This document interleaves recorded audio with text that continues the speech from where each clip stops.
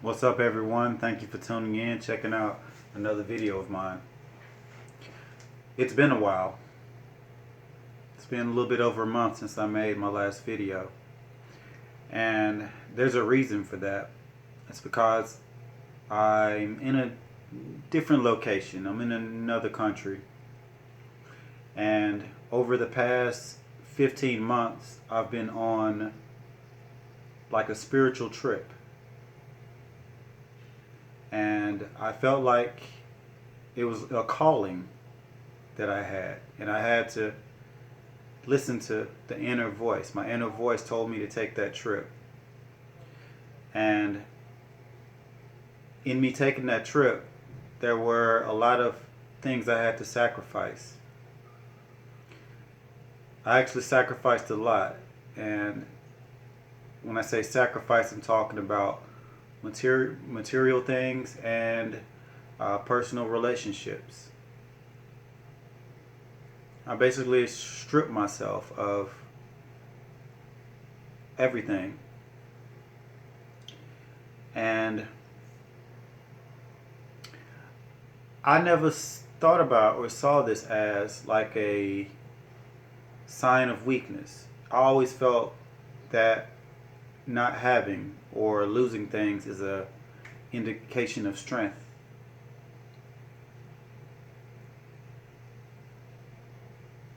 And like even throughout my life, if I reference and look back, I've always been my best, my strongest, my smartest, my most focused when I had nothing.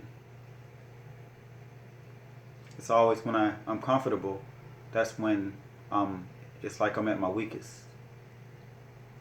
Or maybe I just have a tendency to self-sabotage. I don't know, but that's how it's been playing out, and I'm studying myself and learning myself, and that's one of the observations that I've made. Well, again, I took a spiritual trip for it was about 15 months. I started last year around March. I mentioned it to you in those videos around that time if you were around checking me out. And the purpose of me taking the spiritual trip that I just got back from, I'm back to my usual life right now. I'm no longer in the tropics. But the purpose of me taking that spiritual trip was to explore some of the things that I talk about, to take it past theoretical and check it for reality. Because I don't want to just talk about things that aren't based in any reality, just pure theory. I don't think that's, I think there's just facing things the way they are in reality is the best way to go. And that's what I did. That's what I did. And the things that my plan, or the things that I wanted to focus on when I took my spiritual trip, I wanted to be out in nature, explore nature, to uncover and explore and learn about some of these truths that I talk about in regards to nature that I learned through educating myself, and also learning through putting it into action, doing my own experiments, experiencing these things on my own. But in order for me to understand nature better, I needed to be in nature. So that was one reason for taking the spiritual trip that I took, to be immersed in nature. And that meant not working, just kind of taking a vacation and laying low and seeing how nature works. Now, I wasn't completely in nature. I'm taking baby steps. I don't want to just go straight into the woods and live in a tent, a teepee or something yet. I'm not there yet. Baby steps. But I was living with just the bare essentials sometimes, and it was good. Like at one point, I was living in Cambodia in like a little house hut that I rented, and I could see the sun shine through the roof. And I lived like right next to a river. I'd wake up, jump in the river, straight into the river every morning, watching the sun rise over the river. It's incredible. And I had some of the best sleep ever in my life. So I I was living primitively, so to speak, for a while, and it was a really beautiful thing experiencing that. And of course, my state of mind and me, I changed from experiencing that. I felt like a different person. So that was one thing. I wanted to be closer to nature. And the other reason why I took the spiritual trip was that, I went to the tropics. And the tropics I went to were the tropics in Southeast Asia, because that's close to where I am now. But ideally, I want to go to, which I'll probably go a little bit later in the future. We got to take these steps. But I should have went to some place in Africa, some country in Africa, because ideally that's what I wanted to. I wanted to test the theory of my genetics, my mitochondria, my DNA, and see if they work best under those conditions. Like, is this what I'm programmed to be my best at? And I wanted to put that to the test. So that was part of my other reason of going to the tropics over like a long span of time. I mean, it was a year, but for me that's a long span of time, because I've never been in the tropics for more than a year at one time. And in my whole life I've probably spent a total of less than 3 years in the tropics. So I guess there's not enough time to see like the full effect of what it can do for a person genetically, and changing them. And when I say changes, I'm talking about all kinds of changes, not just physical looks. I'm talking about thinking. I'm talking about everything. And something that I learned during this trip was that it's not just the nature, it's also the people. The people affect your DNA. People have a big impact on you.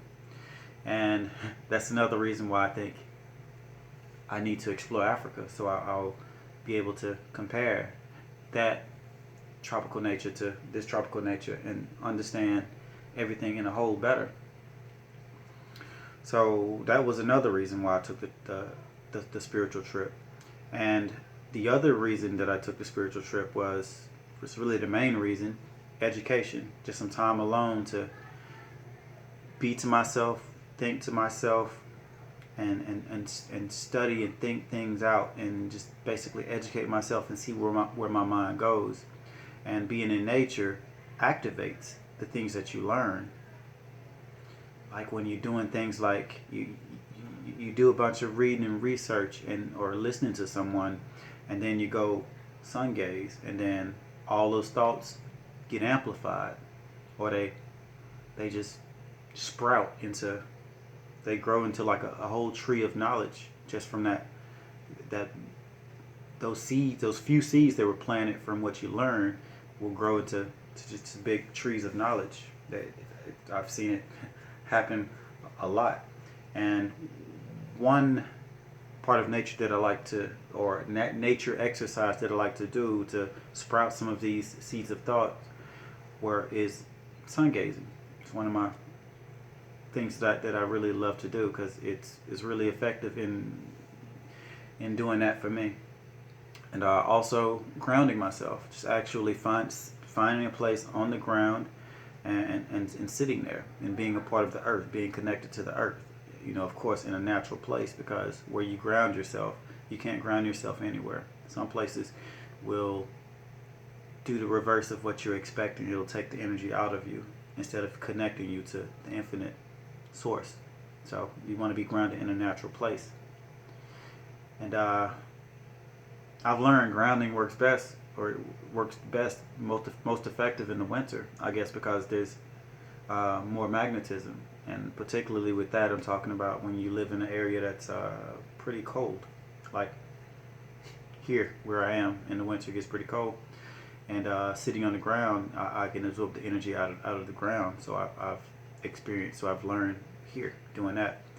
But yeah, I wanted to use the nature to absorb the extra wisdom from planting the seeds of knowledge from reading and self-educating. And the last reason, which was it's pretty huge, the last reason for me taking my spiritual trip at the time that I took it was to just get away from a lot of strife and issues and drama that was going on in my life. You see, at that time, prior to me taking my spiritual trip, I kept having like these intense feelings. It's kind of like having voices in your head. It wasn't really voices, or an inner voice, not a literal voice like, hey, hey, hey. You know, it wasn't someone talking in my head. It was kind of like my heart talking to me saying, hey, you need to do this, or this isn't you, and we need to change. We need to, this is not authentic. This is not the real you. You can't keep going on. You're gonna walk over a cliff. I kept feeling stuff like this, not in those exact words. I'm just kind of talking to make my point.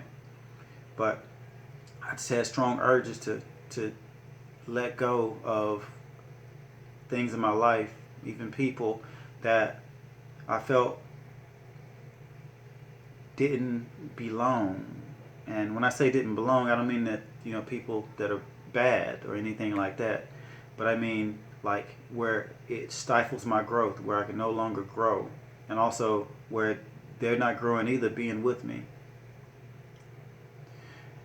And I began expressing these feelings and these thoughts to my close people, my lover, my loved ones, my friends, and most people just kind of thought I was nuts. But I know what I was feeling, I know what I was hearing, and I know it wasn't just fleeting thoughts, because they persisted for months. They went on, and they emanated through me strongly at times. This went on for months, and I wasn't just hallucinating stuff. I just really, it was a strong, the universe, God, somebody was talking to me. That's what it felt like. And I'm pretty sure the person that I was with often saw my behavior, because I even saw my behavior, and I was kind of surprised at my own behavior. And they were thinking, what are you doing? What are you doing? And I was thinking the same thing too, but I had to follow it. But it ended up playing out where I didn't have to like separate myself from everything. Actually, the situation just turned sour. The whole situation, like a whole stream of dramatic events, just kind of happened out of the blue, and it sent me into like the start of a pretty depressive reality. And in my mind, I was thinking, this is what you wanted, right? I guess it kind of was what I wanted, but when I saw it being like things changing, it's like, it's not what I really want. I knew it's going to be really hard dealing with giving these things up. Talking people, talking about stuff, talking about basically everything that isn't me. Giving those things up. And I left March last year on my spiritual trip. And something that I just learned recently, prior to, just when I say recently, I mean like a couple of, like a month ago, looking through the astrology stuff, I learned that Pluto, the planet Pluto, which is a planet that carries like the type of energy that exposes you to things that you're really, really scared of, and it's really hard for you to face. And by being exposed to these things, they transform you. and it usually completely changes your life, and you become something or someone unrecognizable by anyone that kind of knew you before. So it transforms that facade or part of your life, whichever house is in for you in terms of astrology. But Pluto is in Capricorn. It's been in Capricorn, and Capricorn is in my 12th house. 12th house is about spirituality. It's about the other side of life, like the door to the other world, the spirit world, death. Many different ways you can look at it. It's a house of isolation. It's isolation, deep thinking, the deep mind. It's real mysterious place. I guess you can look at it as like the other world. I'm still having a hard time grasping the concept of what exactly it means. But I think of it as the doorway to the next world, the next life, kind of. But and it's also associated with mental illness, people in isolation, prisoners, and things like this. So for me, Pluto is in Capricorn, which is in my 12th house. And another planet that's in my 12th house right now is Saturn. Saturn's in Capricorn right now, and it's also in my 12th house. And Saturn is a type of energy that really makes you face reality, and it makes you learn. It makes you learn and study by forcing you to do work. And like, how do you learn things? You learn things by experiencing problems. Learning is all about experiencing problems. And an example of this, if you study anything in school, math, science, whatever subject, your teacher teaches you by giving you problems to solve, progressively more difficult problems to solve. That's how you grow your intelligence. And that's what Saturn does to you. It brings you problems so that you can grow your intelligence in that part of your life. So Saturn's in my 12th house. So and Saturn's like in a sign for like 2.5 years at a time. And I've had lots of learning experiences within the realm of the 12th house stuff, the spirituality stuff. So that's what has come to my attention just recently, like a month ago. I just realized, paid attention, that Pluto and Saturn are like lined up in my 12th house right now. Maybe that's the reason why all this odd and unusual stuff is going on with me. And it also coincided the time that I had the strong urge to take the spiritual trip. So I'm thinking that was part of those voices that I was hearing in my head. It's funny how a lot of this stuff is lining up when I'm getting a lot of the questions answered within myself, within my life. I'm like, why was I feeling the way I was feeling? And this is answering some of those questions. And it feels great to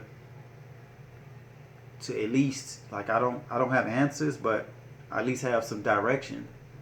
I think I have a lot more direction than a lot of people have. A lot of people just really lost, which I've been really lost, but I'm much more focused, and I have like a little flashlight now. I can kind of see what's in front of me a little bit, and it feels empowering. Well, enough of that.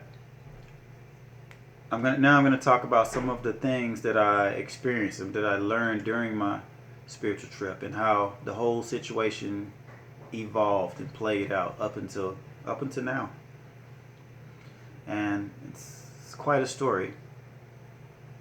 Well, over the past 15 months, I traveled through Southeast Asia from country to country. I went to like 4 different countries, and quite a few cities, maybe 10 different cities. And I would stay in a city for maybe a couple of months, a few weeks at a time, and go from place to place and meet new different people, new experiences, and just kind of talk to people and learn about life. See the diversity on this planet, at least a small bit of the diversity on this planet. So many other places I want to go and see and feel and experience. But what I soon realized upon taking the spiritual trip, which I thought I would be able to avoid, was that the trip got sabotaged. The entire trip got sabotaged. I didn't learn as much as I could learn. I didn't do not nearly as much as I wanted to do, because what sabotaged the trip was not anything on the outside. Well, the main thing that sabotaged the trip was what was here, what was in my mind, the things that I didn't leave back where I was. I kept them with me. You can't leave what's here. Everything that you see and imagine, it's all here. You can't escape this.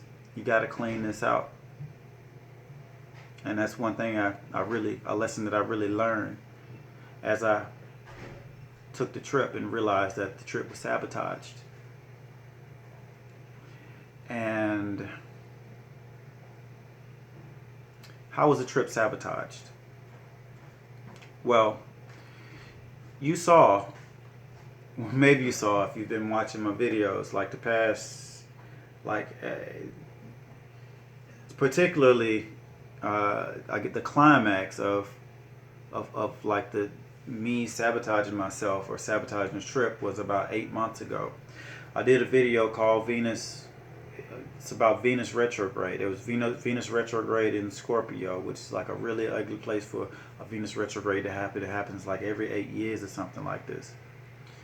And I even tracked it to eight years prior, and it was like a really life-altering, scary thing had happened eight years prior when that situation had played out before.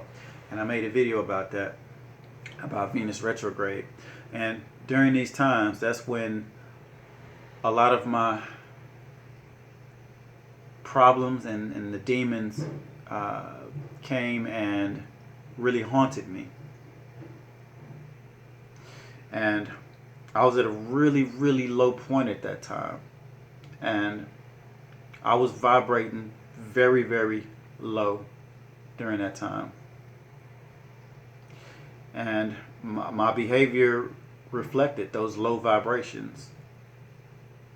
Because like any problem, any depression that you have, or like even if you like resort to drugs or sex addiction, excessive gambling, whatever people do, whatever their vices are, it all stems from feelings. Not getting control of your feelings. And those feelings, that energy, by it being out of control, it affects your actions, and your actions become self-destructive, and you begin destroying yourself. You physically begin destroying yourself by living your life in an impure way. But it all started with those feelings. It all started with that energy. The energy was to blame. The energy just manifested into your actions. But I'm going to stop this video, and I'm going to start with the part 2 because it's a little bit long. I like to keep my videos short. So stay tuned, come back.